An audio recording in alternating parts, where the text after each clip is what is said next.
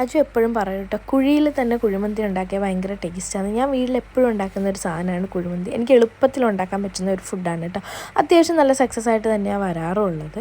അപ്പോൾ അജു എപ്പോഴും പറയും കുഴിയിൽ നമുക്കൊരു കുഴിമന്തി നാട്ടിൽ പോയിട്ട് ട്രൈ ചെയ്യണം എന്നൊക്കെ പറയാം. അങ്ങനെ നാട്ടിൽ വന്ന് കുറച്ച് ദിവസം കഴിഞ്ഞപ്പോൾ തന്നെ വലിയൊരു കുഴിയൊക്കെ എടുത്തിട്ട് ബീഫ് റിബ്സും പിന്നെ അതുപോലെ മട്ടനുമാണ് കേട്ടോ കുഴിമന്തി ആക്കുന്നത്.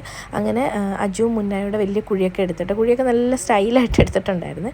അതിൽ ബീഫ് മാരിനേറ്റ് ചെയ്ത്, സത്യം പറഞ്ഞാൽ എനിക്ക് കംപ്ലീറ്റ് എല്ലാ സ്റ്റെപ്സും വീഡിയോ എടുക്കാൻ പറ്റിയിട്ടുണ്ടായിരുന്നില്ല.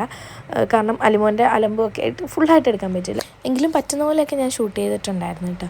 അപ്പോൾ ഇതേ വാഴയിലൊക്കെ ഇട്ട് നമ്മൾ ഫോയിൽ പേപ്പറിലാണ് കേട്ടോ ബീഫും മട്ടനും റാപ്പ് ചെയ്ത് വെച്ചിട്ടുണ്ടായിരുന്നത്. ഇത് ഏകദേശം വെച്ചിട്ട് ഒരു 3 മണിക്കൂർ കഴിഞ്ഞിട്ട് നമ്മളിത് ഓപ്പൺ ആക്കുന്ന സീനാണ് കേട്ടോ. നല്ല ചൂടുള്ള കനലാണ്. അത് ഓപ്പൺ ആക്കുമ്പോഴൊരു ചൂടൊക്കെ ഫീൽ ചെയ്യുന്നുണ്ടായിരുന്നു.